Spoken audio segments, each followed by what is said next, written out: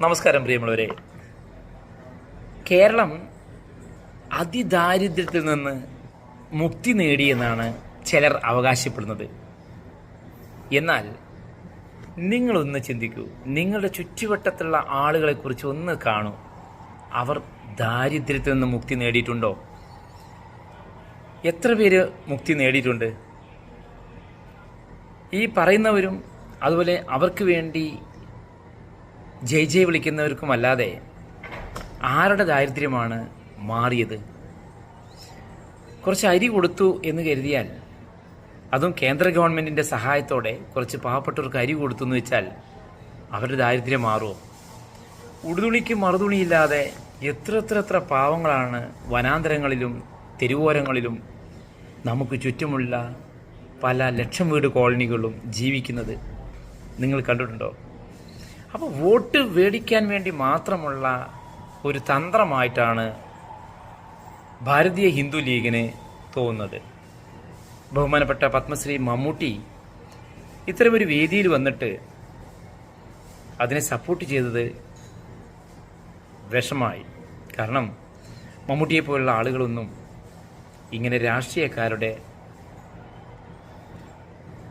നാവാൻ പാടില്ല. രാഷ്ട്രീയം എന്ന് പറഞ്ഞാൽ പലർക്കും നിലനിൽപ്പിന് വേണ്ടിയുള്ള ഒരു ഉപാധികളാണ്.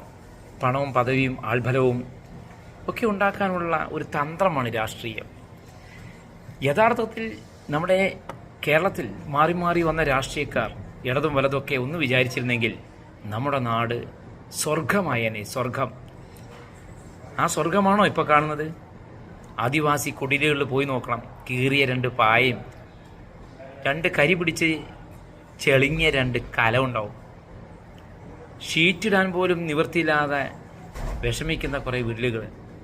ITDP അടക്കമുള്ള ഒരുപാട് സംവിധാനങ്ങൾ ഇടതും വലതും മാറി മാറി വരുന്ന ആളുകളുടെ ഒത്താശയ്ക്കനുസരിച്ച് ഈ പാവപ്പെട്ട ആളുകൾ ചൂഷണം ചെയ്തുകൊണ്ടിരിക്കുന്ന വിവരം എല്ലാവർക്കും അറിയാം. എന്നിട്ടും ഭാരതം അല്ലെങ്കിൽ കേരളം, ഭാരതത്തിൻ്റെ സഹായം കൊണ്ടാണ് ഇപ്പോൾ നിലനിന്ന് പോകുന്നത് തന്നെ. ആ കേരളം അതിദാരിദ്ര്യത്തിൽ നിന്ന് മുക്തി നേടിയത്രേ. ഇനി അതിന് നമുക്ക് ഒരുപക്ഷെ ലോക സമാധാനത്തിൻ്റെയും അല്ലെങ്കിലൊക്കെ അവാർഡുകൾ മേടിക്കാനും ഇക്കൂട്ടർ തയ്യാറാവും. ഇവിടെ കമ്മ്യൂണിസ്റ്റ് ആയാലും കോൺഗ്രസ് ആയാലും ആരായാലും ശരി. അതുകൊണ്ട് ഈ വരുന്ന തെരഞ്ഞെടുപ്പുകളിൽ എല്ലാവരും ഭാരതീയ ഹിന്ദു ലീഗിന് വോട്ട് ചെയ്യണമെന്നാണ് എനിക്ക് അഭ്യർത്ഥിക്കാനുള്ളത്. കാരണം ഹിന്ദുക്കളുടെ വോട്ട് മതി. കാരണം ഹിന്ദുക്കളുടെ പ്രശ്നങ്ങൾ പരിഹരിക്കാൻ വേണ്ടിയാണ്, അവരെ സഹായിക്കാനാണ്, അവരെ ചേർത്ത് പിടിക്കാനാണ് യഥാർത്ഥത്തിൽ ഭാരതീയ ഹിന്ദു ലീഗ് എന്ന